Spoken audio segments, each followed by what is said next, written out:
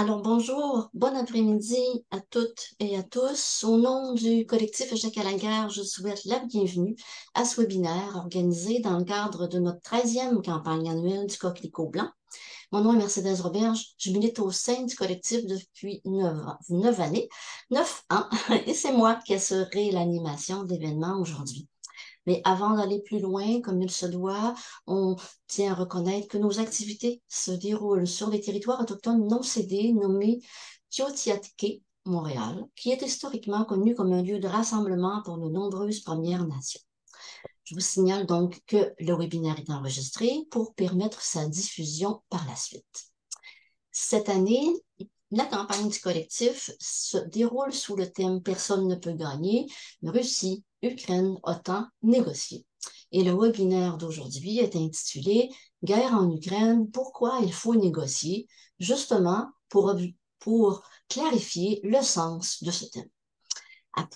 Après avoir été omniprésente dans les médias pendant plus d'1 an et demi, la guerre en Ukraine semble presque disparue des radars, puisque depuis quelques semaines, il y a eu également les attaques du Hamas en Israël le 7 octobre et ensuite les représailles israéliennes qui n'en finissent plus de frapper atrocement l'ensemble des populations palestiniennes de Gaza.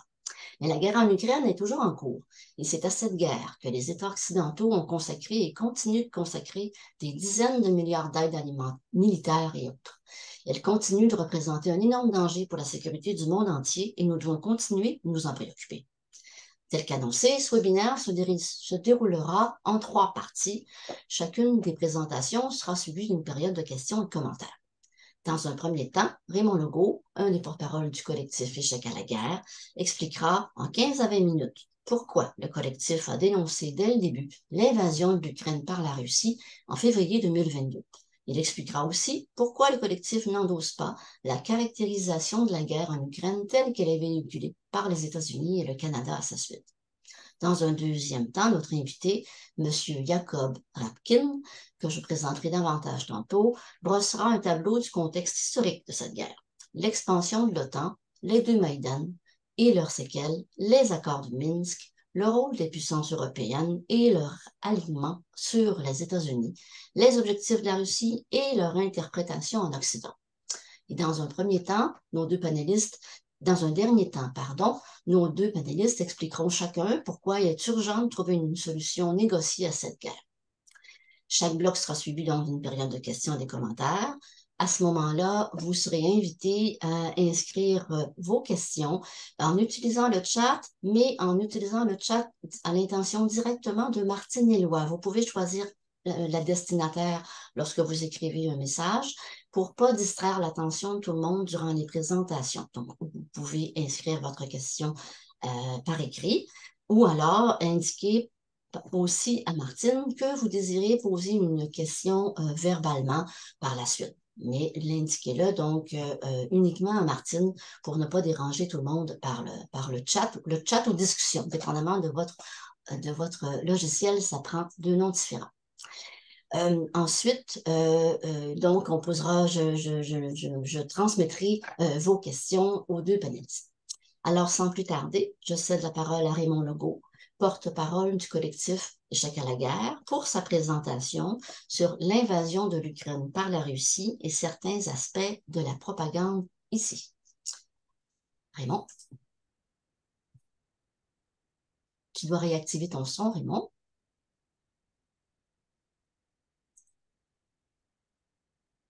Raymond, merci. Alors, merci Mercedes. Mon intervention va se concentrer sur l'invasion de l'Ukraine par la Russie et certains aspects de la propagande de guerre dans laquelle nous baignons à ce sujet. Au Canada et ailleurs, dans le mouvement d'opposition à la posture occidentale dans la guerre en Ukraine, certains groupes se contentent de dire que la guerre actuelle en Ukraine se résume à une guerre de l'OTAN contre la Russie, qui aurait débuté en 2014 ou même bien avant. Pour eux, ces groupes-là, la soi-disant opération militaire spéciale de la Russie, débutée le 24 février 2022, serait légitime et relèverait du droit de la Russie à se défendre, ou encore du droit de la Russie de défendre les minorités russes dans l'est de l'Ukraine. Au collectif, nous ne sommes pas d'accord avec ce point de vue. Nous voyons en fait au moins 3 couches à cette guerre, Premièrement, nous considérons certainement que nous nous retrouverons dans une guerre par procuration entre l'OTAN et la Russie, animée par une véritable propagande de guerre sur laquelle je reviendrai tantôt. Deuxièmement, nous considérons que la guerre civile qui persistait en Ukraine depuis 2014 se trouve également à se prolonger dans la guerre actuelle. Mais troisièmement, nous ne faisons pas comme s'il ne s'était rien passé de particulier le 24 février 2022. Car c'est à ce moment-là que la Russie s'est lancée dans un coup de force pour prendre l'initiative dans le rapport de force qui l'oppose aux États-Unis et à l'OTAN, en lançant son agression illégale de l'Ukraine, puis en septembre 2022, en annexant les 4 régions ukrainiennes de Luhansk, Donetsk, Zaporizhia et Kherson. Un coup de force qui ne relève ni du droit de la Russie à se défendre, ni du droit de la Russie de défendre les minorités russes dans l'est de l'Ukraine. Et c'est là-dessus que je vais d'abord un peu élaborer. L'invasion de l'Ukraine par la Russie ne peut absolument pas être assimilée au droit naturel de légitime défense dont il est fait mention à l'article 51 de la Charte des Nations unies. En effet, cet article précise qu'il doit s'agir d'un cas où, et je cite, un membre des Nations unies est l'objet d'une agression armée. Or, ce n'est clairement pas la situation ici. Ce n'est pas l'Ukraine qui a envahi la Russie, c'est le contraire. Et en fait, cela confère plutôt à l'Ukraine le droit de se défendre. Mais dans le contexte du conflit plus large entre l'OTAN et la Russie, qui est bien réel lui aussi et qui perdure depuis des années, peut-on parler de légitime défense? À notre avis, non, car ce droit de se défendre en recourant à la force est circonscrit aux situations d'agression armée. Il ne s'agit pas d'un droit de se défendre, entre guillemets, simplement parce que les intérêts d'un pays sont menacés. Transposons au niveau personnel pour faciliter la constatation de la différence. À titre d'exemple, si une personne propriétaire de dépanneur subit une agression en marchant sur la rue, cette personne, au moment de l'agression, a le droit de recourir à la force pour se défendre. Mais dans une situation où un nouveau dépanneur vient de s'établir à 2 rues du sien, même si cela représente clairement une très sérieuse menace à ses intérêts fondamentaux, cela ne donne à cette personne aucun droit de recours à la force ou à mettre le feu au commerce de son rival. La Russie est une puissance significative dans le monde. Elle a des intérêts et des moyens de tous ordres, y inclus militaires, pour préserver ses intérêts. Au plan économique, ce n'est pas du tout l'égal des États-Unis ou de la Chine, mais ça demeure un joueur important dans des secteurs fondamentaux de l'économie et de la politique mondiale, notamment le secteur de l'énergie et celui des armements. La Russie possède aussi ses zones d'influence, sans parler de presque la moitié des armes nucléaires du monde. Se sentant malmenée depuis des années et voyant les États-Unis et l'OTAN refuser ses offres de négociation d'un nouveau cadre de sécurité collective tenant compte de ses propres intérêts, la Russie a décidé de recourir à la force pour reprendre l'initiative et tenter de limiter les dégâts. Abordons maintenant une autre justification entendue. La Russie se serait prévalue du droit de légitime défense collective en intervenant à la demande des républiques autoproclamées de Donetsk et Luhansk et pour prévenir un génocide que l'Ukraine s'apprêtait à y commettre. S'il semble vraisemblable que l'armée ukrainienne avait été entraînée par l'OTAN en vue de reprendre le Donbass par la force, cela n'autorise pas à crier au génocide pour autant. Mais le timing est particulièrement révélateur. C'est seulement le 21 février 2022 que le président Poutine reconnaît l'indépendance des républiques autoproclamées en 2014 de Donetsk et de Luhansk. Et 2 jours plus tard, le 23 février, les leaders de ces territoires demandent l'aide de la Russie pour repousser l'agression de l'armée ukrainienne. Et c'est le lendemain, la Russie envahit l'Ukraine. La Russie s'est donc fabriqué un prétexte humanitaire ou de légitime défense collective à la dernière minute. Dans sa propre propagande, la Russie a aussi affirmé que ses objectifs étaient de démilitariser et de dénazifier l'Ukraine. Clairement, la poursuite de tels objectifs en envahissant un pays voisin est totalement contraire au droit international. Finalement, l'agression des 4 régions de Luhansk, Donetsk, Zaporizhia et Kherson en septembre 2022 est tout aussi illégale. On ne peut annexer des territoires conquis par la guerre. L'organisation de référendums en temps de guerre pour tenter de légitimer ces actions n'est pas non plus reconnue en droit international. Soyons clairs toutefois, dire que cette façon de procéder n'est pas légitime en droit international ne présume pas, ni dans un sens ni dans l'autre, de la volonté des populations concernées. Signalons toutefois que le droit international fait malheureusement beaucoup plus de place à la souveraineté et au droit des États de préserver leur intégrité territoriale qu'à l'autodétermination des populations ou nations diverses vivant au sein de ces États. Mais ça, c'est une autre question. Ayant déclenché son invasion, la Russie est responsable de l'échelle beaucoup plus grande du conflit. Alors que la guerre civile en Ukraine avait fait 14 000 morts de 2014 à 2022, il pourrait y avoir eu jusqu'à 200 000 morts durant les 18 premiers mois de la guerre actuelle. À n'en pas douter, la Russie est certainement aussi responsable d'un certain nombre de crimes de guerre, comme l'armée ukrainienne d'ailleurs. Évidemment, nous n'entendons pas parler de ces derniers. Ce qui s'est produit en février 2022, l'invasion de l'Ukraine par la Russie, relève donc de sa propre responsabilité et n'est pas assimilable à de la légitime défense. Mais cela s'est produit dans un contexte historique qu'il est très important de comprendre si on veut vraiment chercher une solution à cette situation. Et c'est ce dont M. Rabkin nous entretiendra dans quelques minutes. Et comprendre la dynamique de pouvoir des grandes puissances ne signifie pas justifier leurs actions. Nous n'appuyons donc pas du tout l'invasion de la Russie en Ukraine.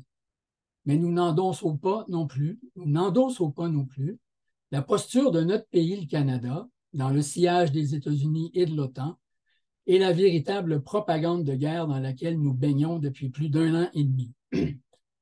Et la propagande, c'est à la fois dans ce qui est dit et dans ce qui est caché. Car si l'invasion de l'Ukraine par la Russie est illégale, ce n'est absolument pas, par ailleurs, une agression non provoquée, comme les pays occidentaux le répètent sans cesse. Pour affirmer ça, il faut occulter à la fois l'expansion provocatrice de l'OTAN jusqu'aux frontières de la Russie et la guerre civile qui persistait en Ukraine depuis 2014, sans volonté d'appliquer les accords pourtant signés en 2015 qui devaient y mettre fin. Il est aussi ridicule de prétendre que cette invasion de la Russie s'apparente à l'expansionnisme des tsars ou de l'Allemagne nazie et menacerait toute l'Europe et le monde entier.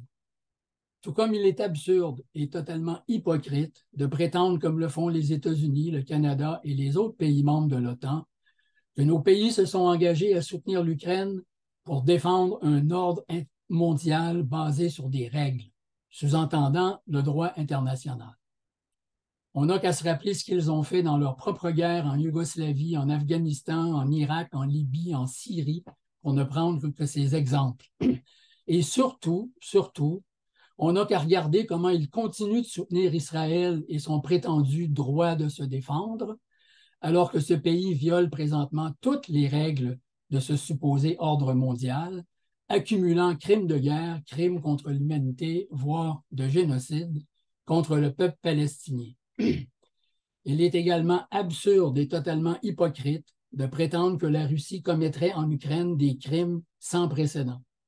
On n'a qu'à penser aux près d'1 million de morts directes et près de 4 millions de morts indirectes causées par la soi-disant guerre contre le terrorisme, à la torture pratiquée à grande échelle dans les prisons d'Abu Ghraib en Irak, de Bagram en Afghanistan, de Guantanamo et dans des dizaines de sites secrets de la CIA. Toute cette falsification outrancière des enjeux de cette guerre, cette démonisation de la Russie et cette exagération des horreurs de cette guerre particulière, qui sont par ailleurs bien réelles et fort graves, ne visent qu'à une chose, amener l'opinion publique à endosser un jusqu'au-boutisme qui risque non seulement d'être catastrophique pour l'Ukraine, mais véritablement dangereux pour la sécurité de l'humanité. Car le seul choix serait alors de refuser toute négociation et de foncer, tête première, coûte que coûte, vers la victoire totale de l'Ukraine.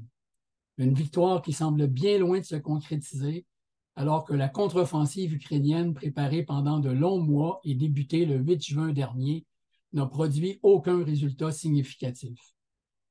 Je termine la présentation en soulignant qu'on assiste de plus en plus, ici même au Canada et ailleurs en Occident, à la délégitimation, voire à la répression et à la censure des points de vue comme le nôtre qui s'opposent au discours officiel. Au mieux, nos points de vue sont totalement ignorés par les médias et au pire, ils sont assimilés à un soutien à la Russie. Et on peut aussi véritablement parler de répression de ces points de vue lorsque de nombreux événements voient leur réservation de locaux pour des conférences annulées, comme cela s'est produit à Montréal et ailleurs au Canada. Et on pourrait en donner plusieurs autres exemples. Alors qu'on prétend mener cette guerre pour la sauvegarde de la démocratie dans le monde, le droit à la dissidence par rapport au pouvoir semble sérieusement s'amenuiser ici même, autant en ce qui concerne la guerre en Ukraine qu'en ce qui concerne la critique d'Israël et la solidarité avec le peuple palestinien.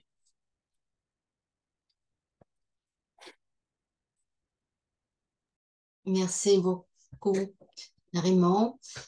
Est-ce qu'il y a des questions? On aurait une petite période avant de passer à la présentation de M. Rapkin. Si vous avez des questions, vous n'avez pas le temps d'écrire dans le chat à Martine, je pense que vous pouvez aussi tout simplement lever la main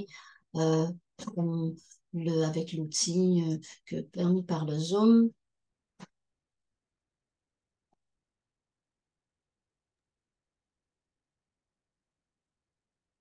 Il n'y a pas de questions. Allô? Oui, pardon. Ah, oui, vas-y, allons-y avec Mouloud. Je peux la poser verbalement? Oui. Peut-être faire parler Raymond sur juste 2 points sur lesquels on échange souvent dans les groupes de travail du collectif, mais ça vaut peut-être la peine de partager ta réflexion pour les personnes qui sont ici. Peut-être nous livrer un peu ta réflexion sur pourquoi l'Europe suit les États-Unis à ce point-là. Et puis peut-être la deuxième, c'est de dire que au-delà du fait que la Russie se protège contre l'expansionnisme de l'OTAN, on devrait quand même aussi dire, pour que les gens le sachent, que la Russie, à une période de son histoire du milieu des années 90, elle a même fait les efforts nécessaires pour intégrer l'OTAN, si vous voulez, et que c'est les États-Unis eux-mêmes qui avaient refusé. Donc, qu'est-ce que le fait de réfléchir sur ces éléments apporte de plus à la compréhension? Si tu pouvais peut-être te lancer là-dessus, Raymond, s'il te plaît. Vraiment, on t'écoute? Oui, bien, en fait, je ne me lancerai pas beaucoup parce que ces deux points-là, je pense, doivent être couverts par M. Rabkin, entre autres, la question là, de la position des États européens, de leur suivisme par rapport aux États-Unis. Je dirais cependant que les États-Unis sont probablement le seul pays qui a véritablement quelque chose à gagner dans la poursuite de cette guerre-là en Ukraine. Autant au niveau économique, par ses intérêts pétroliers, gaziers, ses exportations possibles vers l'Ukraine en remplacement des approvisionnements russes, euh, autant justement l'accroissement de son contrôle sur la sécurité européenne. Il n'y a pas très, très longtemps, on avait un président français, Emmanuel Macron, qui déclarait que l'OTAN était en état de mort cervicale.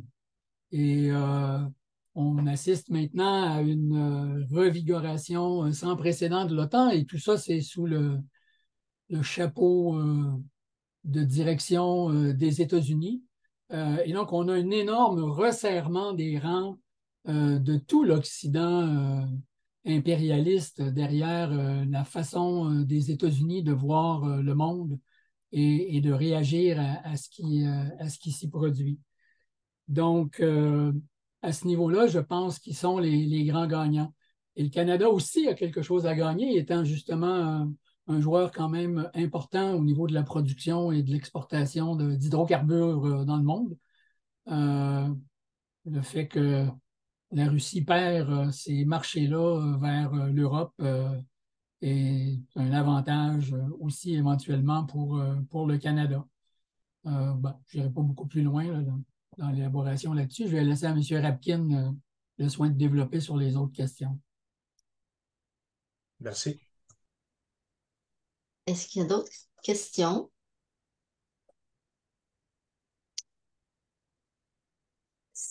Sinon, peut-être que j'en oserais une. Il y en a une, Mercedes. Je ne la vois pas. Duan Trang Phan. Oui, peut-être. Est-ce que vous m'entendez bien? Oui, on vous Oui. entend, madame. En fait, je voudrais peut-être éventuellement d'entendre aussi les avantages pour les gouvernements européens et nord-américains d'entraîner la Chine dans ces conflits. En fait, les avantages de ces pays, mais c'est pour voir aussi quels sont les désavantages pour nous, les populations, de ne plus avoir une relation paisible avec la Chine, qui est quand même un partenaire important, qui contribue aussi à notre niveau de vie. Merci. Oui, merci pour cette question-là. Depuis quelques années déjà, le collectif dénonce la montée justement à la faveur du discours des États-Unis principalement, d'une nouvelle guerre froide qui de plus en plus oppose les pays occidentaux, les États-Unis en tête, à la Chine et à la Russie. Dans le cas de la Chine, c'est clair qu'il y a tout un niveau d'affrontement qui porte beaucoup sur la mer de Chine méridionale et sur la question de Taïwan, et donc une antagonisation de plus en plus grande des rapports à ce niveau-là, au niveau d'exercices militaires conjoints de plus en plus importants, de différents gestes de provocation de part et d'autre, je dirais, là-dessus. Et c'est quelque chose qui représente des risques énormes pour l'ensemble de l'humanité. Pendant longtemps, pendant la première guerre froide, autant les États-Unis que l'URSS se sont empêchés volontairement d'escalader comme ça directement des conflits entre les superpuissances elles-mêmes. Il y avait souvent des conflits par autres pays interposés et tout ça, mais en ce moment, ce à quoi on assiste, c'est vraiment une espèce de perspective d'affrontement entre ces puissances-là qu'on avait toujours considéré impensable, justement en raison des dangers que présentent les armes nucléaires dans le monde, qui sont capables d'annihiler l'humanité entière. Alors, il y a même en ce moment plein de stratèges aux États-Unis qui pensent qu'une guerre nucléaire pourrait être gagnée. Alors ça, depuis Albert Einstein en 1946, c'est considéré comme un danger absolument effroyable dans la mesure où il disait que tout a changé avec l'avènement des armes nucléaires, sauf la façon de penser des êtres humains, et c'est peut-être ça qui va nous amener à notre propre perte. Alors, je pense que l'ensemble des populations du monde ont intérêt à mettre un terme, mettre un frein et mettre un terme à cette voie-là d'affrontement potentiel entre les grandes puissances sur la planète en ce moment et à promouvoir le désarmement nucléaire total. Et ce désarmement nucléaire total-là n'est pas assimilable à la non-prolifération nucléaire dans laquelle la plupart des puissances nucléaires cherchent à cantonner la discussion. C'est-à-dire, le débat, ce n'est pas principalement d'empêcher l'Iran d'avoir des armes nucléaires ou d'empêcher un pays X ou un pays Y. Le débat, c'est de faire en sorte que les arsenaux nucléaires soient démantelés. Et ça veut dire d'abord et en premier lieu les plus importants et non pas ceux qui sont minuscules ou même pas encore créés. Et le fait que ces arsenaux-là ne sont pas en voie de dénucléarisation, si on peut dire, fait en sorte que ça crée une pression pour que d'autres pays développent des armes nucléaires et ça a fini par accroître d'autant plus les dangers à ce niveau-là.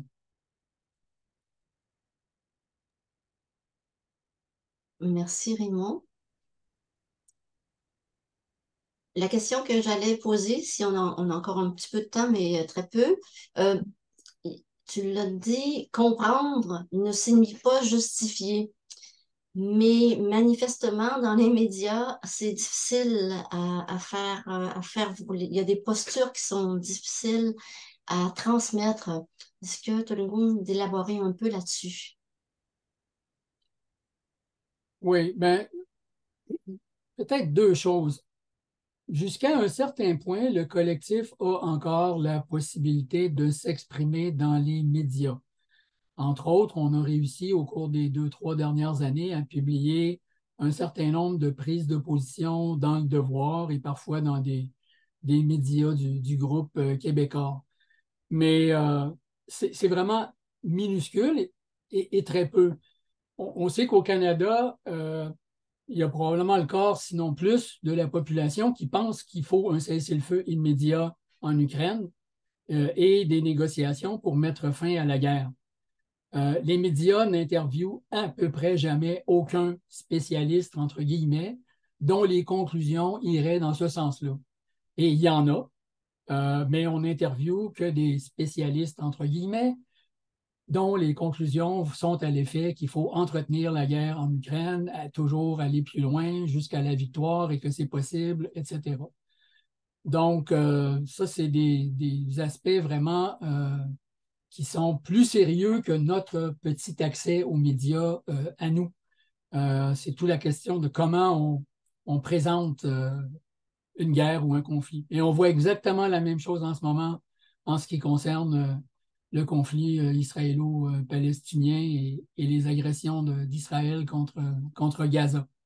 Le discours est formaté d'une certaine manière qui présente un peu les enjeux de façon symétrique, un nouveau cycle de violence, les deux côtés ont leurs responsabilités, les victimes s'accumulent des deux côtés, toutes sortes de discours comme ça qui ne rappellent pas les bases, c'est-à-dire l'occupation de la Palestine depuis des décennies, la colonisation de la Palestine depuis des décennies, et le fait que tout ça est contraire au droit international et non seulement toléré, mais encouragé par les pays occidentaux qui se targuent de défendre nos valeurs. On va se demander, c'est quoi ça, nos valeurs, quand c'est ça qu'on défend.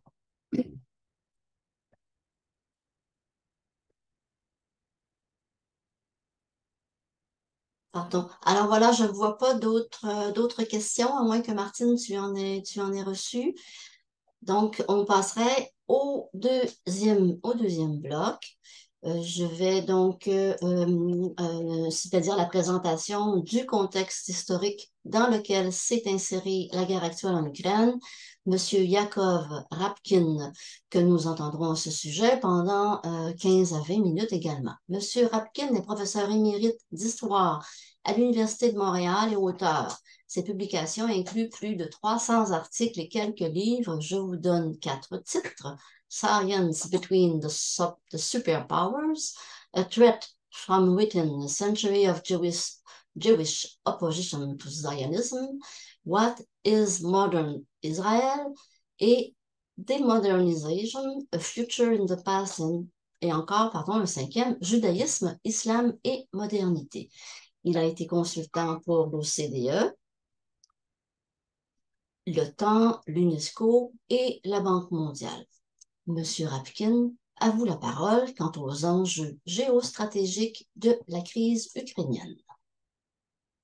Merci beaucoup. Je suis honoré de prendre parole devant votre groupe qui, à mon avis, fait un travail très important.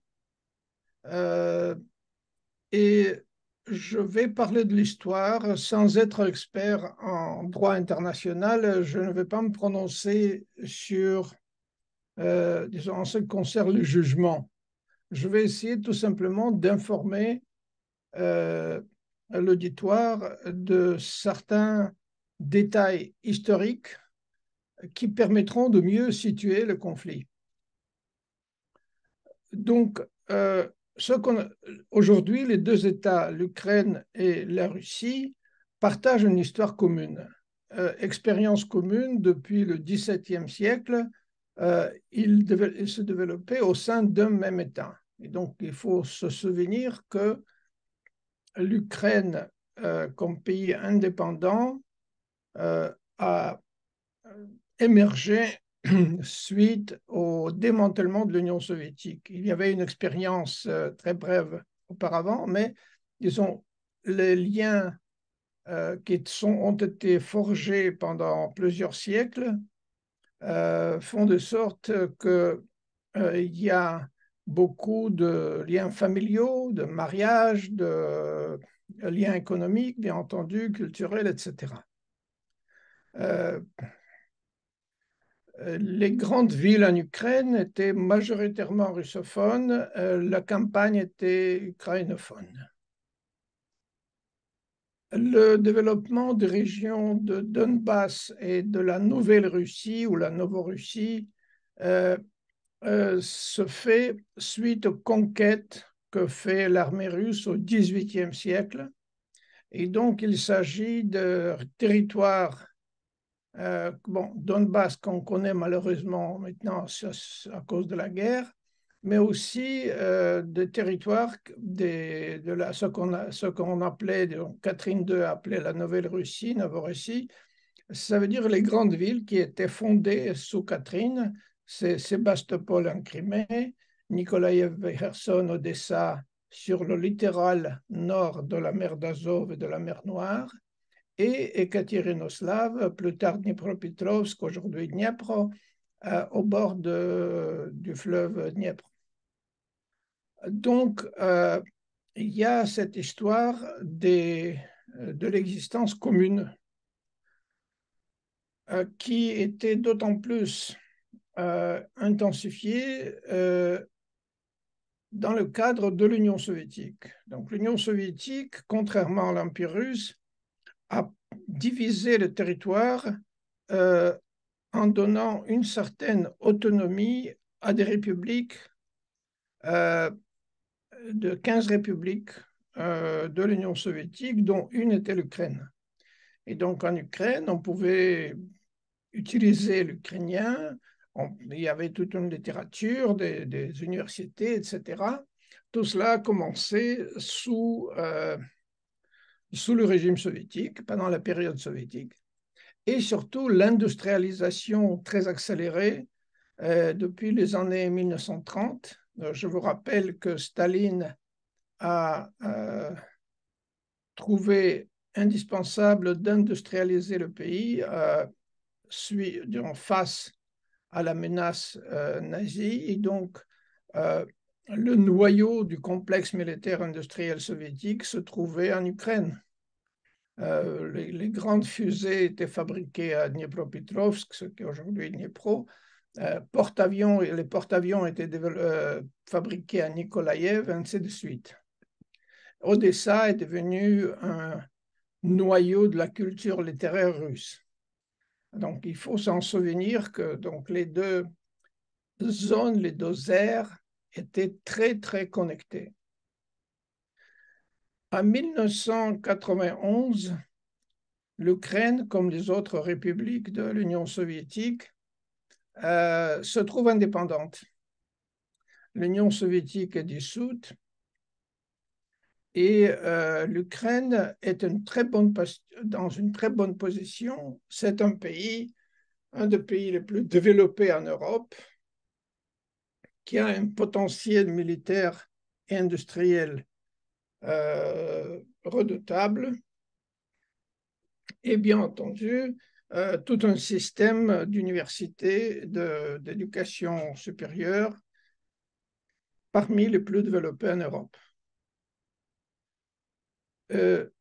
L'évolution de l'Ukraine à partir de 1991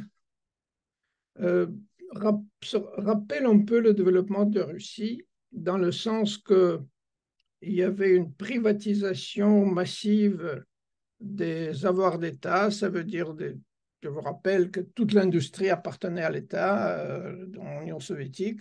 Donc ça a été très vite privatisé avec une grande dose de corruption. Et donc dans les années 90, la Russie, comme l'Ukraine, comme la plupart des républiques post-soviétiques, sauf probablement le Bélarus, ont subi une crise d'appauvrissement. L'Ukraine a subi cette crise d'une façon peut-être plus prononcée que beaucoup d'autres, parce que même avant cette guerre qui se déroule actuellement en Ukraine, elle est devenue un des pays les plus pauvres en Europe. Et ça, c'est avant la guerre. Quelques mots sur la conscience nationale, le nationalisme ukrainien. Effectivement, tout empire, tous les empires en fait, a été composé de peuples dont certains la majorité n'avaient pas d'indépendance politique. L'idée d'indépendance politique qui émerge au XIXe siècle fait de sorte qu'il y a beaucoup de minorités au sein de l'Empire russe, l'Empire austro-hongrois, qui cherchent une indépendance. C'est comme ça, par ailleurs, que émergent sur la carte du monde les pays comme la Pologne, l'Estonie, la Lettonie, et d'autant plus, il faut s'en souvenir que les puissances occidentales qui autorisent l'indépendance de ce pays sont farouchement anti-bolcheviques. Donc, il s'agit de la période après la Première Guerre mondiale. Et donc, c'est dans cette foulée de pays indépendants, l'Ukraine aussi, par ailleurs, déclare l'indépendance sous l'occupation des troupes allemandes. Mais elle ne dure pas parce qu'il y a aussi l'armée rouge qui finalement met fin à cela au bout d'un an, un peu plus qu'un an. Ce qui est important de comprendre, c'est que le nationalisme ukrainien, comme tout mouvement humain, n'arrive pas naturellement, il est fomenté par quelqu'un.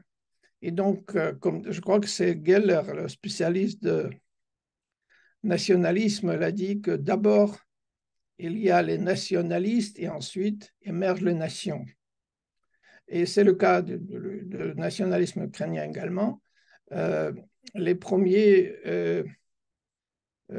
mouvements étaient fomentés largement durant la Première Guerre mondiale sur le territoire de l'Empire austro-hongrois qui était en guerre contre l'Empire russe. Et donc, c'est dans la partie ukrainophone de l'Empire, dans Galicie, que émerge ce nationalisme ukrainien qui continue plus ou moins entre les deux guerres. Et pendant la Deuxième Guerre mondiale, il y a une résurgence du nationalisme ukrainien.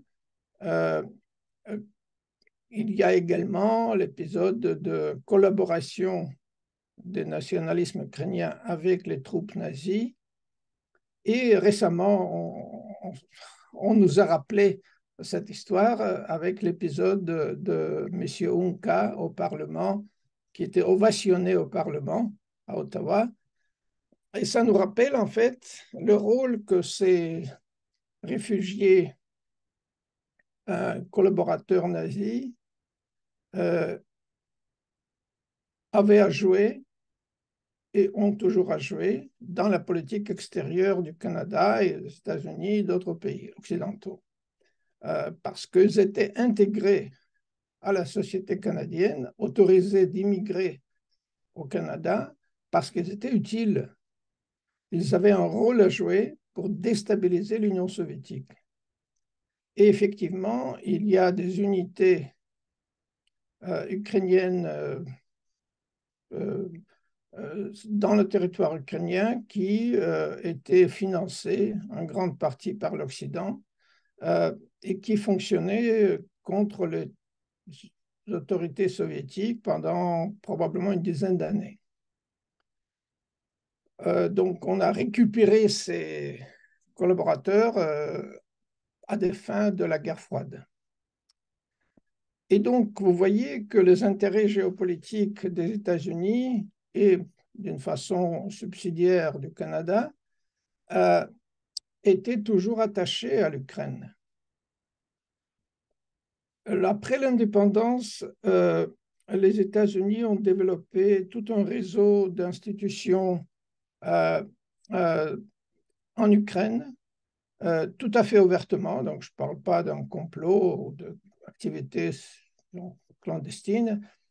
Tout un réseau d'institutions comme par exemple International Republican Institute et beaucoup d'autres qui formaient la jeunesse, qui offraient des bourses à la jeunesse avec une intention très claire de créer une séparation entre la Russie et l'Ukraine. Arracher l'Ukraine de la zone culturelle russe, qui, je répète, s'était formée pendant plusieurs siècles. Donc, il y a eu 2 coups d'État, 2004 et 2014, qui étaient, comme nous le savons ouvertement, il y a des documents à ce propos, qui étaient fomentés par les États-Unis avec la participation du Canada. Ce qui est important de comprendre, c'est que dans le deuxième Maïdan de 2014 était presque réglé pacifiquement par un accord entre l'opposition ukrainienne et le gouvernement ukrainien de l'époque et les 2 puissances européennes, je crois que c'est l'Allemagne et la Pologne. Or, 2 jours plus tard, il y avait une explosion de violence qui a amené les nationalistes au pouvoir et dont le premier geste qu'ils ont posé était interdire le russe, qui, je répète, était la langue, et peut-être est toujours la langue majoritaire dans la plupart des villes russes, villes ukrainiennes, pardon. Ceci a provoqué ce que vous avez appelé tout à l'heure une guerre civile. Il y a plusieurs villes et territoires de l'Ukraine qui se sont révoltés contre l'imposition du nouveau gouvernement qui était fomenté et appuyé par l'Occident. Et suite à 2014, il y a un revirement de l'Ukraine d'une façon très prononcée. L'arrivée des conseillers militaires, des attaques militaires contre le Donbass, qui est une région largement russophone, qui ne voulait pas se trouver sous disons, la tutelle du nouveau gouvernement. Et en même temps, il y a un autre phénomène qui se produit. Déjà en 2008, l'OTAN invite l'Ukraine et la Géorgie de se joindre à cette alliance militaire. Après les activités militaires à Donbass en 2014-2015, quand les troupes ukrainiennes ont essayé de mater la révolte du Donbass, et de l'autre côté, avec la participation tacite de la Russie, la Russie réussit à faire signer les accords de Minsk qui devaient être appliqués en offrant une autonomie à Donbass et en gardant le Donbass dans le cadre étatique de l'Ukraine. Or, maintenant nous le savons, parce que c'est le président Hollande et l'ex-chancelière allemande Merkel ont dit ça ouvertement, les accords de Minsk n'avaient jamais la vocation d'être appliqués, mais plutôt c'était un moyen de donner du temps à l'armée ukrainienne de s'armer et de se joindre en grande partie au camp occidental. Du côté de Moscou,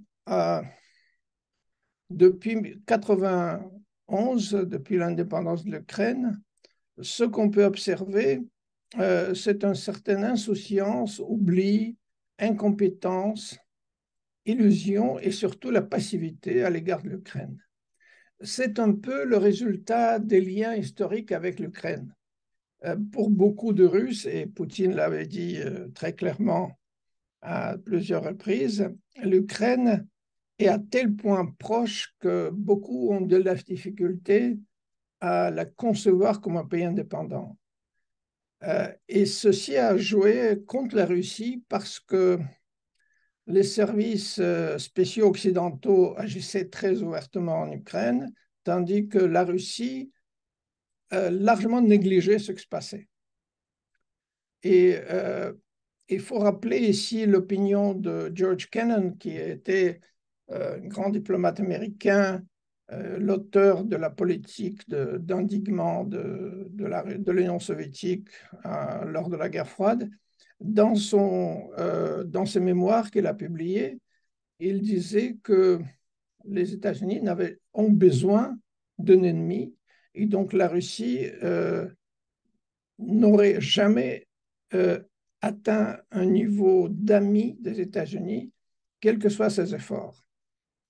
Je le mentionne parce que les intérêts stratégiques des États-Unis, justement, prouvent que quoi que faisait la Russie, ceci ne changeait pas grand-chose. Du côté russe, la nouvelle structure de sécurité qui était proposée, comme M. Legault vient de le rappeler, mais cette proposition a été rejetée par les Américains et bon, par les Européens par la suite. Et la Russie, le gouvernement russe plus exactement, se sentait menacé. Et afin de comprendre, justement comprendre et non pas justifier, je vous propose une comparaison.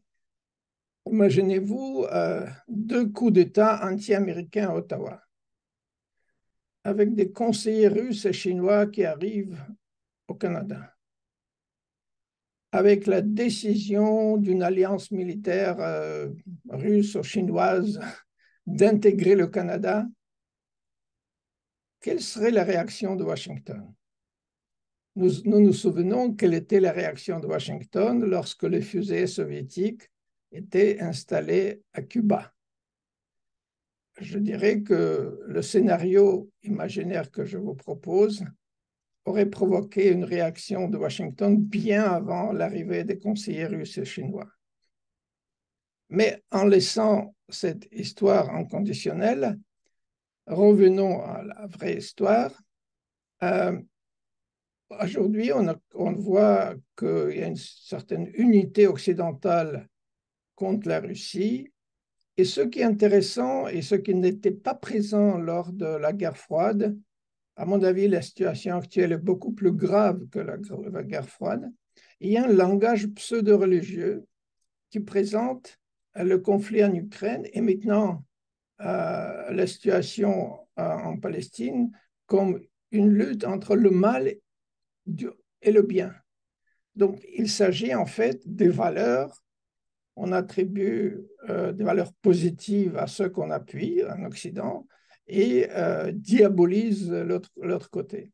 Et donc, ce genre de langage pseudo-religieux, justement, empêche une analyse rationnelle et crée un cul-de-sac en ce qui concerne des négociations éventuelles, mais on en parlera dans quelques minutes. Maintenant, deux mots sur la presse occidentale mainstream. À mon avis, elle est mobilisée. Elle n'a plus la prétention d'être objective.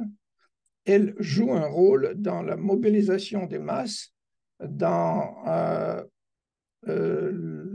disons, la dénonciation du mal, avec M majuscule, et la diversité d'opinions qui existait pendant la guerre froide n'est plus là.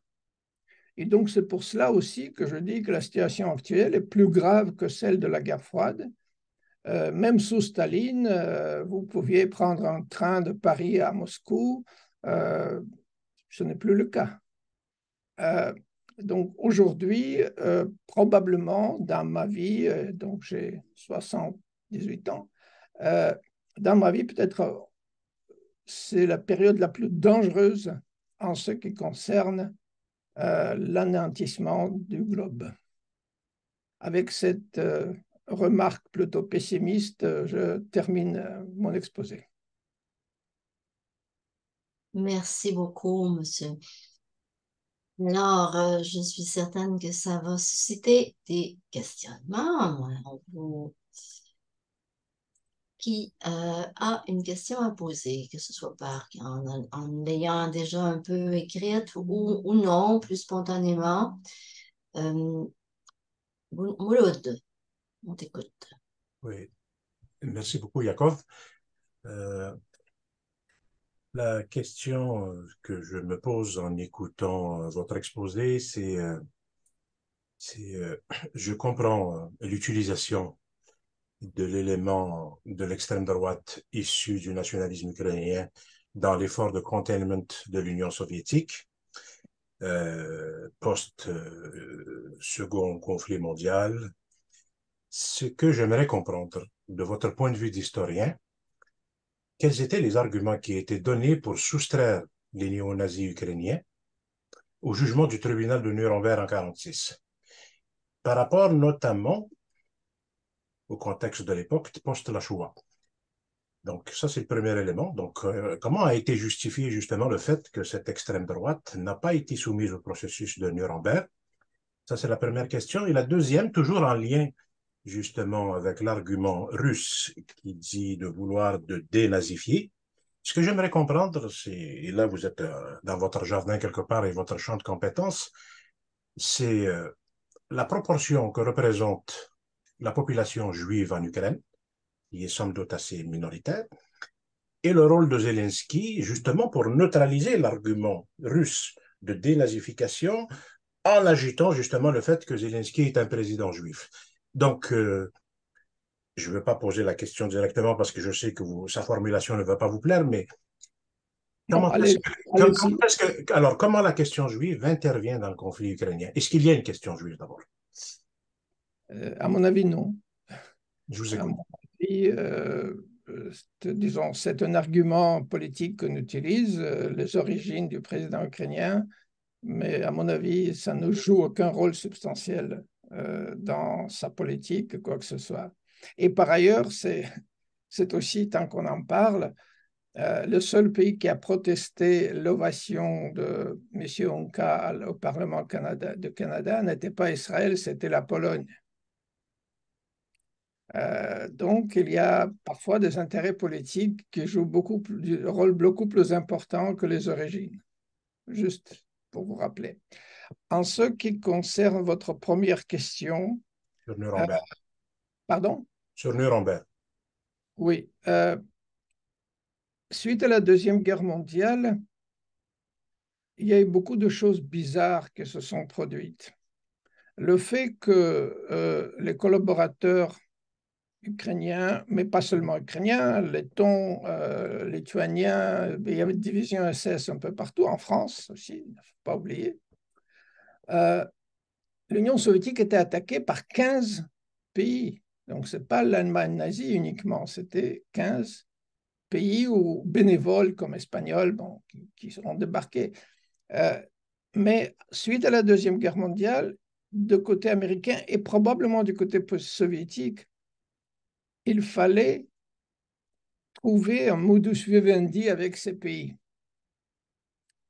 Et donc, par exemple, le cas le plus flagrant, c'est que l'Autriche a été considérée comme victime du nazisme. Je vous rappelle, l'Autriche était annexée par l'Allemagne en 1938, mais en Autriche, la proportion de membres du parti nazi était 4 fois supérieure à celui de l'Allemagne. Sans parler que, bon, je n'attribue pas trop d'importance aux origines, mais tout de même, Hitler était d'origine autrichienne. Donc, mais Autrichienne était déculpabilisée, devenu un pays neutre, par ailleurs une expérience qui s'est trouvée très utile pour les Autrichiens. Et de la même façon, l'Union soviétique devait gérer l'Ukraine, ça faisait partie de l'Union soviétique et la grande majorité des Ukrainiens, comme le grand-père de Zelensky, ont participé à l'effort de guerre de l'Armée rouge. Donc, oui, il y avait des groupes armés, surtout à l'ouest de l'Ukraine, qui agissaient contre les autorités soviétiques avec l'aide des États-Unis et du Canada. C'était exactement ces gens-là dont on a parlé tout à l'heure, qui étaient intégrés.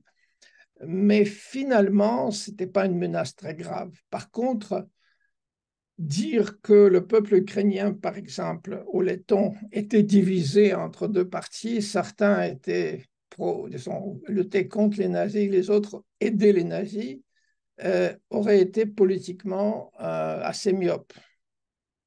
Et c'est pour cela que des deux côtés, du côté occidental et du côté soviétique, on n'a pas invoqué ce genre de crime. Par contre, il y a eu des cas des criminels de guerre ukrainiens qui étaient renvoyés par les autorités occidentales en Union soviétique et qui étaient condamnés à différentes peines en Union soviétique. Donc, il y a eu des cas pareils.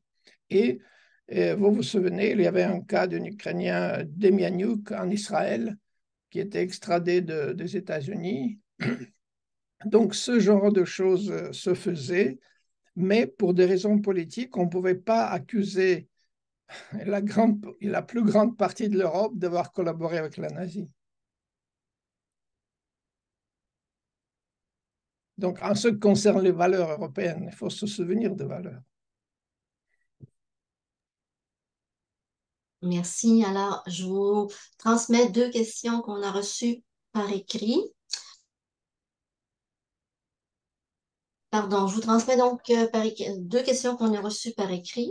Je vous les lis tout de suite. Quelles conséquences politiques internes donner à la volonté actuelle du pouvoir ukrainien de retirer son statut légal à l'organisation de l'Église orthodoxe en Ukraine?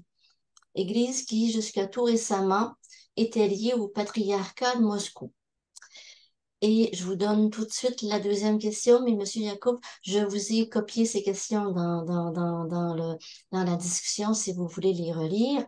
La suivante, au moment de l'indépendance de l'Ukraine, y a-t-il eu une modification préalable des frontières avec la Russie, altérant ainsi celle qui existait au temps de l'URSS? Non, à ma connaissance, il n'y a pas eu de correction de frontières. Bon, à part ce qui s'est passé après 2014.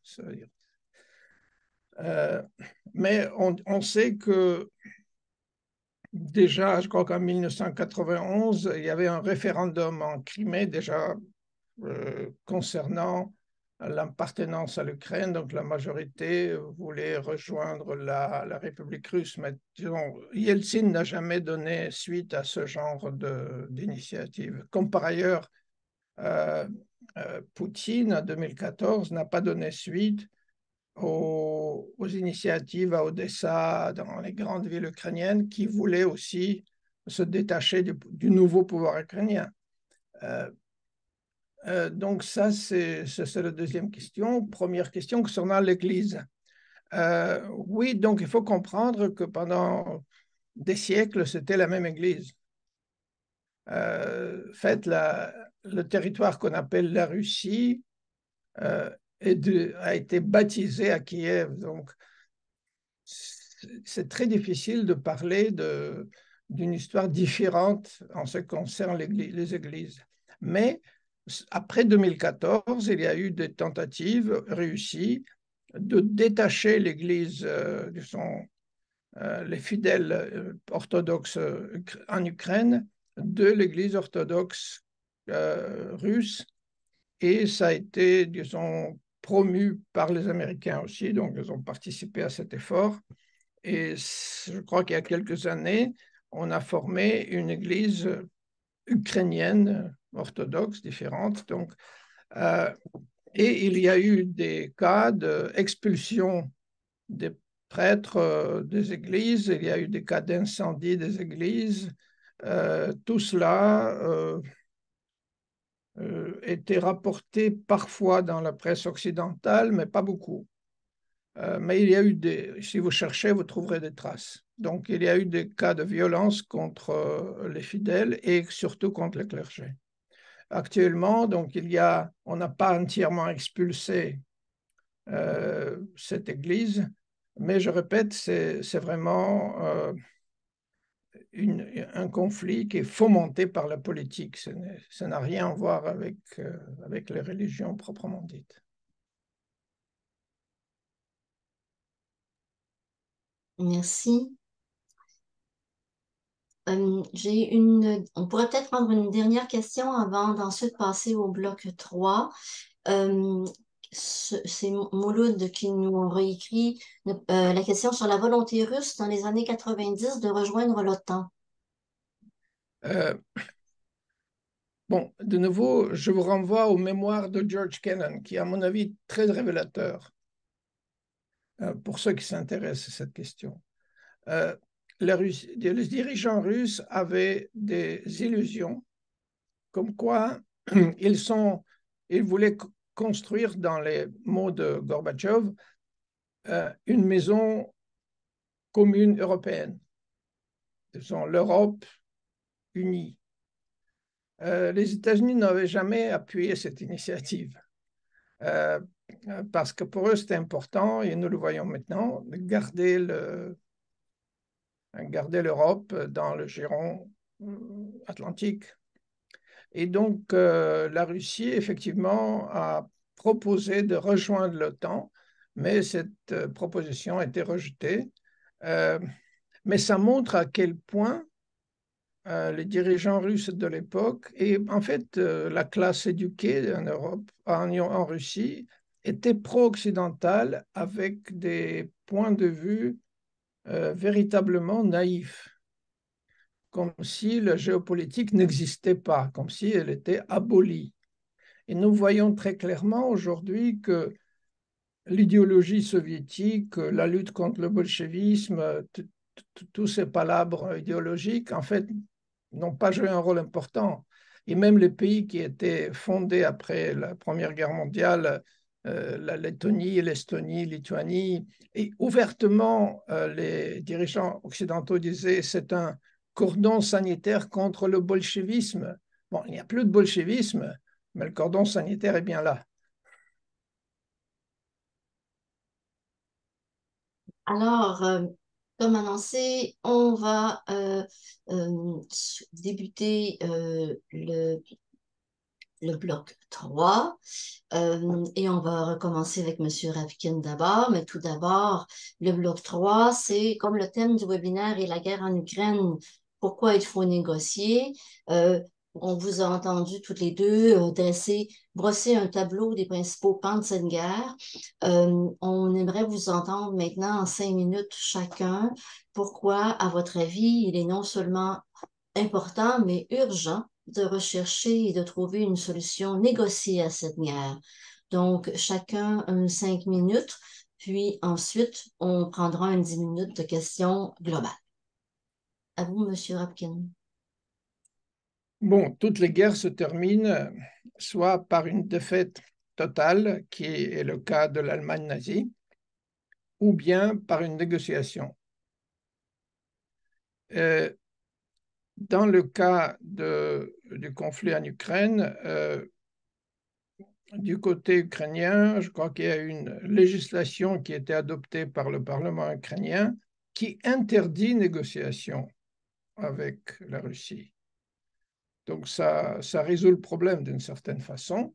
Et l'expérience que l'Ukraine a eue de négociations, je crois qu'un mois après le début des activités militaires, montre très bien que les États-Unis, la Grande-Bretagne et probablement le Canada, je ne sais pas si le Canada a des points de vue indépendants là-dessus, mais les États-Unis et la Grande-Bretagne sûrement ne voulaient pas une solution négociée. Et donc les négociations qui ont eu lieu en mars 2022 n'ont abouti à rien. En fait, maintenant, pourquoi c'est important? Parce qu'à mon avis, ce conflit, pour commencer, est superflu. C'est vraiment un conflit qui ne devait pas avoir lieu. Et c'est pour ça qu'il y a beaucoup de critiques à l'égard du gouvernement russe en Russie concernant sa passivité, son insouciance à l'égard de l'Ukraine, qu'on aurait pu trouver une solution, pas une solution, mais on aurait pu garder l'Ukraine dans le giron russe sans recourir à des moyens militaires. Maintenant, c'est déjà trop tard parce que le train est parti. Mais je crois que même dans la situation actuelle, bien entendu, il faut avoir des négociations plutôt que de tuer des milliers de gens. Pour moi, sur le plan, là, je n'agis pas en historien, j'agis comme être humain. Je trouve que c'est absolument tragique ce qui se passe. Merci. Raymond, à ton tour. Oui. Alors, pourquoi au collectif on appelle de toute urgence à des négociations? D'abord, un premier commentaire sur un aspect qui est, est-ce que la victoire totale de l'Ukraine est vraiment un objectif réaliste? Parce que, comme le disait M. Rabkin, la guerre se termine soit parce qu'un des deux côtés est défait ou gagne totalement, ou bien par des négociations. Alors, il y a un an déjà, quand l'Ukraine a repris rapidement la région de Kharkiv et de Kherson, plusieurs dirigeants occidentaux ont claironné que l'Ukraine pourrait repousser la Russie en dehors de tout son territoire, y compris la Crimée. Mais on peut rappeler quand même que le général Mark Milley, qui est le chef d'état-major des États-Unis, pensait plutôt que c'était le bon moment pour négocier. Alors maintenant, un an plus tard, alors que la contre-offensive ukrainienne n'a pas produit aucune avancée tangible, est-ce que c'est réaliste et souhaitable de poursuivre cet objectif de la victoire totale de l'Ukraine? Et aussi, est-ce qu'on doit continuer à croire les États-Unis et l'OTAN quand ils ne concluent pas, eux, pour autant, qu'il y a impasse en ce moment? Est-ce qu'ils sont crédibles quand on se rappelle que depuis la guerre du Vietnam jusqu'à aujourd'hui, toutes les autorités politiques aux États-Unis, pour poursuivre les guerres qu'ils avaient décidé de mener, ont toujours menti à leur population sur les supposées avancées qui y étaient ou allaient bientôt être réalisées. On n'a qu'à penser aux Pentagon Papers de 1971, où il était question de 4 administrations états-uniennes successives qui avaient menti à leur population à cet égard-là, ou aux Afghanistan Papers du Washington Post de 2019 concernant les 20 ans de guerre en Afghanistan, sans oublier entre tout ça la guerre en Irak. Le scénario d'une victoire totale de l'Ukraine est inacceptable pour la Russie. Confrontée à cette perspective-là, en particulier la perte de la Crimée et une Ukraine membre de l'OTAN, comment peut-on penser qu'ils ne recourraient pas à leurs armes nucléaires pour éviter le pire? Par exemple, celles qui ont été déployées récemment au Bélarus.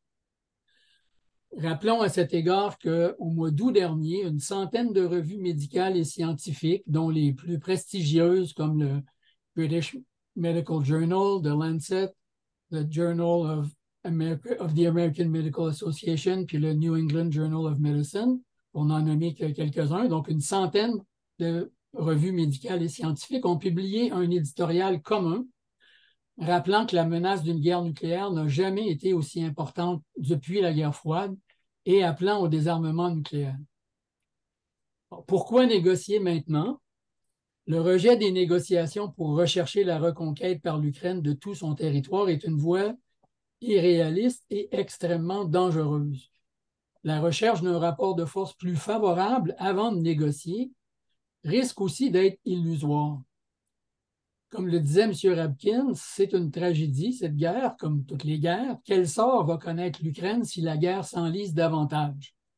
Des millions de personnes qui vont demeurer en exil, encore plus de victimes, des infrastructures économiques et civiles de plus en plus détruites, et d'autres hivers sans chauffage pendant qu'on préparera les prochaines contre-offensives du printemps, et ce, tant que les États-Unis seront prêts à y consacrer des dizaines de milliards de dollars, même à l'encontre de la majorité de leur population, parce que les derniers sondages réalisés il y a quelques semaines démontrent que plus de la moitié de la population n'est plus d'accord pour consacrer des montants astronomiques au soutien à la guerre en Ukraine.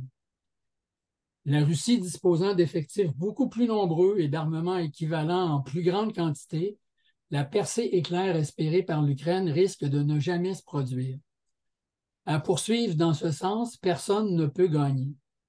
Nous appelons donc à un cessez-le-feu, et à des négociations immédiates dans le cadre des Nations unies, recherchant à la fois une réponse mutuellement acceptable aux enjeux sécuritaires de l'Ukraine et de la Russie, ainsi que le respect de la souveraineté de l'Ukraine et des droits de ses minorités ethnoculturelles. Il faut aussi appeler les États-Unis, l'OTAN et la Russie à négocier de toute urgence de nouveaux traités de désarmement nucléaire.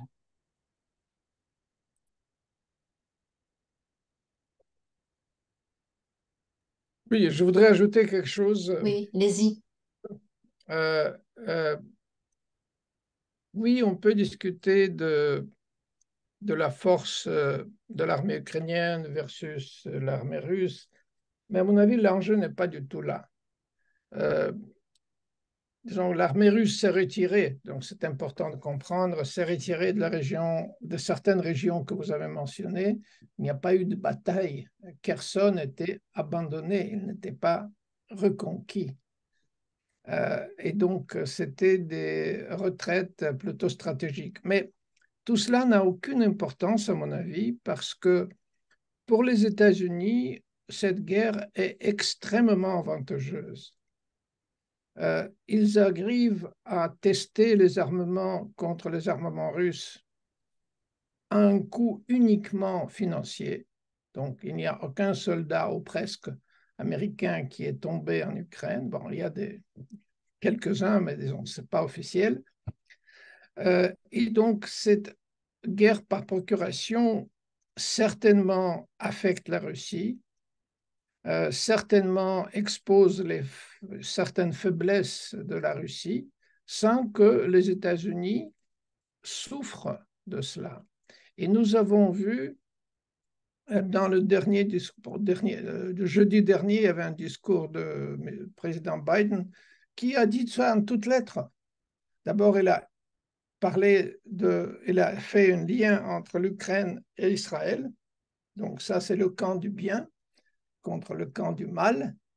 Il a utilisé les deux cas pour demander de l'argent pour l'aide militaire, justement en sachant que la moitié de la population n'appuie pas tellement l'aide à l'Ukraine, mais Israël, c'est une autre chose à cause des chrétiens, sionistes chrétiens qui sont très nombreux aux États-Unis, donc c'est une autre question. Et donc, il a dit dans ce même discours, ceci va contribuer à l'essor de notre industrie. On aura des ouvriers en Pennsylvanie, à Ohio, qui vont trouver du travail. Écoutez, c'est un discours politique très important. Donc, cette guerre pour les États-Unis peut continuer indéfiniment parce qu'ils ne perdent strictement rien là-dedans, sauf l'argent qui, tout de même, n'est pas comparable à l'argent qu'ils ont perdu en menant une guerre en Afghanistan ou en Irak. Donc, il n'y a aucune commune mesure. Donc, du côté américain, je vois très peu de raisons de tolérer des négociations.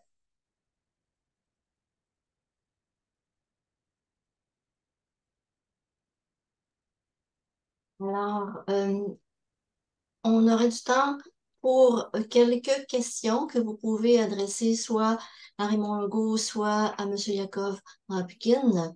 Alors, je vois une main levée de Mouloud. On t'écoute. Je peux la poser ou s'il y a quelqu'un d'autre avant, comme j'ai déjà parlé, je peux attendre. Si ça avait été le cas, je t'aurais bien en deuxième. Tu peux y aller. OK. Ben, si, donc, alors, je vois la position de Jacob, je vois ce que dit Raymond. C'est un débat intéressant au collectif. La, la question que ça m'amène à poser, il me semble, dites-moi si je me trompe, c'est quand même la première fois dans l'histoire, au meilleur de mes connaissances, qu'une puissance nucléaire comme la Russie euh, se fait sanctionner à ce point-là, c'est-à-dire des sanctions de cet ordre contre une puissance de cet ordre. Donc là-dessus, j'aimerais vraiment vous entendre parce que d'une part, le recours finalement au phénomène des sanctions contre des États de cet ordre, recourir à des sanctions contre le Venezuela, contre l'Iran, c'est une chose.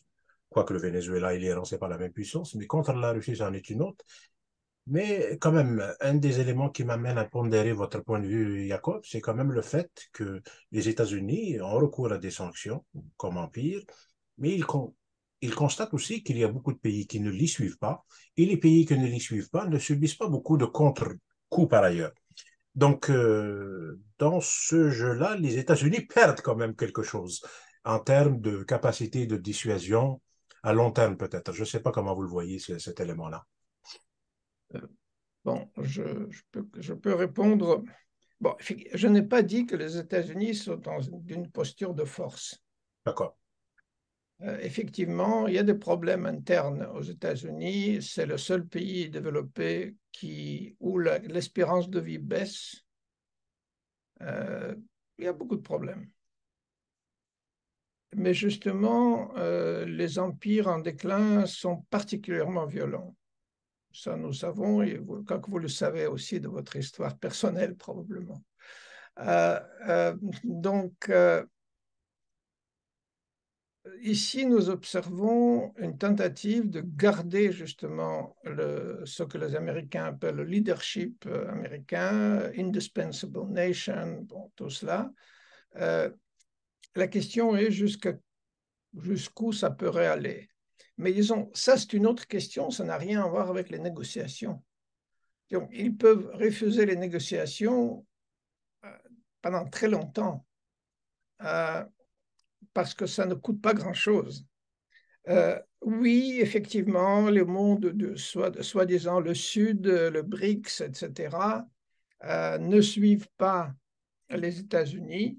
La Russie commerce avec toutes sortes de pays, donc c'est très, comment dirais-je, ce n'est pas Cuba. Même Cuba a survécu les sanctions. Alors, a fortiori, la Russie survivrait cela. Mais disons, il faut distinguer les sanctions d'un côté et les négociations concernant l'Ukraine. Je crois que peut-être les négociations pourraient arriver si jamais les États-Unis trouvent un moyen d'obtenir un avantage ailleurs. En ce cas-là, ils toléreraient probablement des négociations en Ukraine. Mais jusqu'à maintenant, honnêtement, je ne vois aucune raison pour qu'ils les tolèrent. Ce n'est pas que j'approuve cela, comprenez bien. Raymond, tu veux intervenir? Mets ton micro. J'aimerais poser une question à M. Rabkin. Advenant le cas où il y aurait ouverture à des négociations du côté des États-Unis et de l'Ukraine, selon votre compréhension de la politique de la Russie en ce moment, vous pensez que la Russie pourrait être prête à négocier quoi exactement? Qu'est-ce que la Russie serait prête à offrir ou à échanger ou par rapport à l'annexion des 4 territoires qu'ils ont annexés en septembre 2022? Est-ce que c'est une annexion qui, selon vous, est faite une fois pour toutes et non négociable et il n'y aura jamais de retour en arrière là-dessus? Ou ça pourrait être une contrepartie d'une neutralité de l'Ukraine ou je ne sais quoi? Vous en comprenez quoi dans la politique russe? Bon, je crois qu'en ce qui concerne le point de non-retour, je crois que Kherson faisait partie justement de ces territoires annexés à la Russie et l'armée russe s'est retirée de Kherson. Donc, on a eu déjà un précédent. Mais je crois que la position russe, à mon avis, est très souple. Et donc, on ne peut pas spéculer. Moi, je ne peux pas spéculer parce que je ne sais pas ce qui se décide dans le couloir du pouvoir à Moscou. Ce que je sais, que les négociations qui étaient arrêtées par l'intervention de Boris Johnson en mars 22 stipulaient la neutralité de l'Ukraine Et je crois que c'est ça le point le plus important de cette guerre, en fait. Je répète, l'Autriche offre un exemple de neutralité qui fonctionne. Probablement, ça prendrait un changement de régime en Ukraine. C'est difficile de dire comment les négociations pourront dérouler, mais je sais que ni du côté, bon, du côté ukrainien, on ne veut pas négocier, ça c'est clair. Du côté russe, ils disent qu'ils veulent négocier, mais bien entendu, ils ne dévoilent pas leur position avant les négociations, ça c'est normal. Mais je trouve que les tendances pro-occidentales restent très importantes dans les couloirs du pouvoir à Moscou.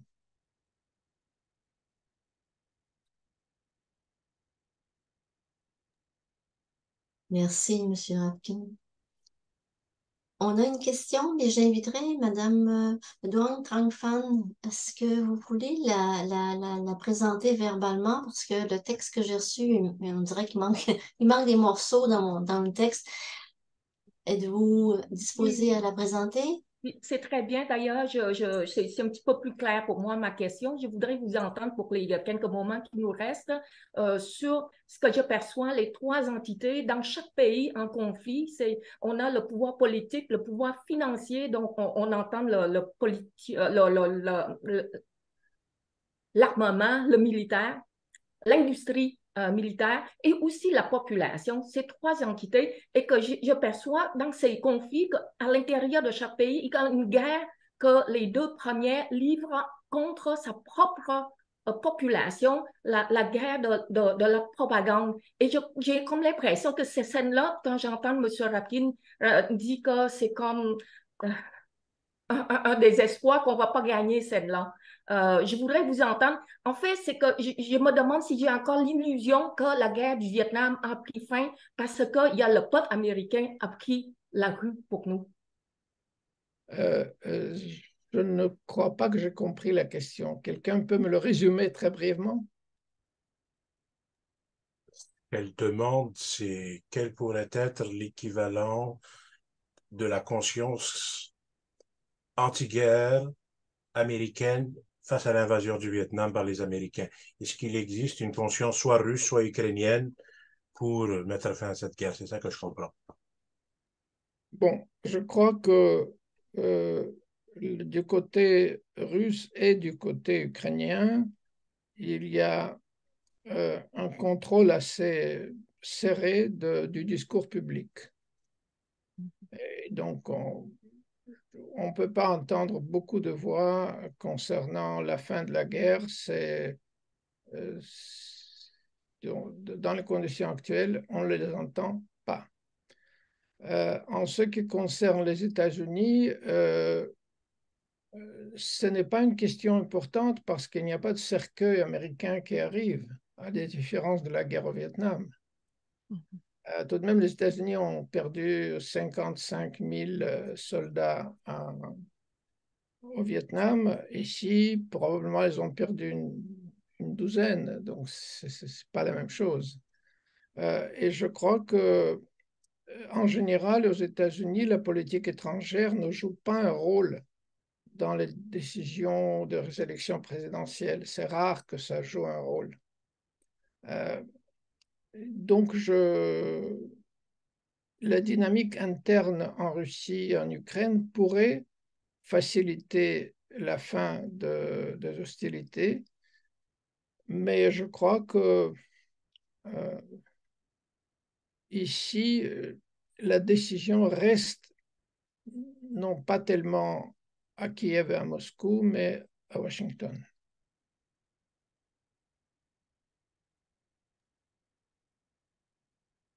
Alors, on s'oriente vers la fin de la rencontre.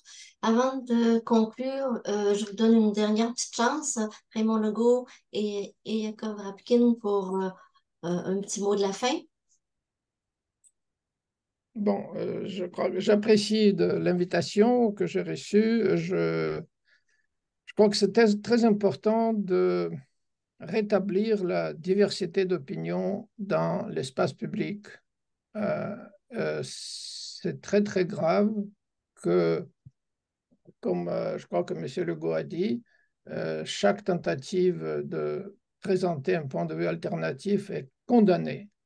Et j'attire votre attention que le pseudo-religionalisation, en tout cas, conversion d'un conflit politique à un conflit religieux, la lutte entre le mal et le bien, ne sert pas à la liberté de l'expression. Parce que si vous exprimez une opinion, on vous dit, ah non, vous appuyez le mal. Comment osez-vous? Et regardez bien, je n'ai jamais vu ça. Quand dans le discours américain de politique étrangère, on dit, ah, pays X n'a pas condamné. Mais c'est quoi condamner? Ce sont des termes pseudo-religieux qui ont envahi l'espace de discours politique. Et à mon avis, c'est très dangereux parce que ça peut mener tout droit à la guerre. Merci. Raymond? Oui, ben, je suis tout à fait d'accord avec M. Rabkin là-dessus. Peut-être pour aussi répondre à Mme Trangfan, on ne sait jamais ce que les mouvements populaires peuvent accomplir. En ce moment, malgré le discours officiel et médiatique qui est extrêmement pro-Israël, il y a quand même beaucoup de gens qui s'indignent de ce qu'Israël inflige au peuple palestinien en ce moment. La guerre en Ukraine, en se poursuivant, en coûtant très cher, en détournant des argents qui devraient aller ailleurs, peut aussi contribuer à une indignation croissante des populations dans les pays occidentaux. Et la montée des tensions avec la Chine aussi. Ça se peut que de plus en plus progressivement, il y ait des mouvements populaires plus importants pour protester contre tout ça. Est-ce que ça sera suffisant à court ou à moyen terme? Ça, on ne peut pas le dire, mais je pense que l'indignation en ce moment est quand même en croissance. Très minoritaire, ça, il ne faut pas se leurrer là-dessus, mais quand même en croissance. Et même au niveau des communautés juives, je pense qu'il y a plus d'interrogations qu'avant sur les politiques d'Israël. Je veux dire, ils sont en train de réaliser un nettoyage ethnique encore plus considérable que la Nakba, s'ils donnent libre cours à ce qu'ils ont annoncé. Donc, il ne faut pas non plus désespérer, je pense, même si je vous avoue que moi, personnellement, je ne suis pas nécessairement celui qui remonte toujours le moral côté optimisme des troupes, là, mais je pense qu'il ne faut pas désespérer de ce côté-là. Mais c'est notre seul espoir. Merci. Merci infiniment. Alors, on va conclure. Je peux dire juste un mot. Pardon, que oui. j'ai dénoncé l'utilisation d'un langage religieux dans la politique étrangère, mais je vais juste citer une phrase du Talmud qui dit plus ou moins « Il se peut que tu ne verras pas le succès de ton travail, mais tu n'as aucun droit de désister. » Merci. Pas le droit d'abandonner. Alors, pour conclure, je voudrais d'abord remercier M. Yaakov Rabkin d'avoir accepté l'invitation du collectif Jacques à la guerre et d'avoir apporté un éclairage historique concernant la guerre en Ukraine. Une solution ne pourra pas être trouvée sans prendre en considération les différents facteurs qui nous ont conduits à la situation actuelle. Merci. Merci évidemment également à Raymond Legault d'avoir partagé ses connaissances une fois de plus. Je vous rappelle que le webinaire sera bientôt accessible en différé sur les plateformes. Si vous l'avez apprécié, vous pourrez inviter bien sûr des gens à le visionner. Il sera accessible sur la page Facebook du collectif Échec à la guerre. Je vais d'ailleurs vous mettre tout de suite dans la discussion les adresses utiles Par exemple, pour visionner la vidéo, vous la trouverez sur Facebook ainsi que sur la page qui annonçait l'événement d'aujourd'hui. Et on vous invite également, bien sûr, à participer aux dernières activités de la campagne du coquelicot blanc, puis à faire la promotion et à porter le coquelicot blanc autour de vous. Donc, on vous rappelle que l'Action Média visant à publier le 4 novembre prochain une déclaration dans le Devoir et dans quelques médias régionaux avec la liste de tous les signataires, la déclaration que nous faisons à chaque année. Vous pouvez la signer jusqu'à mercredi soir prochain, 1er novembre. Et vous pouvez, bien sûr, on vous demande de faire une contribution financière pour aider à défrayer à sa publication. Et je vous mets tout de suite également le lien pour cette déclaration-là dans la discussion, voilà. Et on vous annonce également le 11 novembre la tenue de la cérémonie alternative du Jour du Souvenir pour la 2e année. Le collectif organise cet événement, donc de 14h à 16h à la salle Osgang Plaza. En parole, en chant, en musique et en création visuelle, nous dénoncerons les horreurs de la guerre. Et nous commémorerons toutes les victimes civiles et militaires. Nous exprimons notre détermination d'en finir avec la guerre et le militarisme. Alors, pour plus d'informations, vous trouverez toutes ces informations sur le site Internet du collectif. Vous pouvez également sur le site vous abonner à l'infolettre et recevoir les informations directes si vous ne l'avez pas eu. Et dans la discussion, vous aviez toutes les adresses utiles. Merci infiniment à tout le monde. Merci encore, M. Legault et Rapkin. Merci à tout le monde pour votre participation et votre attention exemplaire. Merci et bonne journée à toutes et à tous.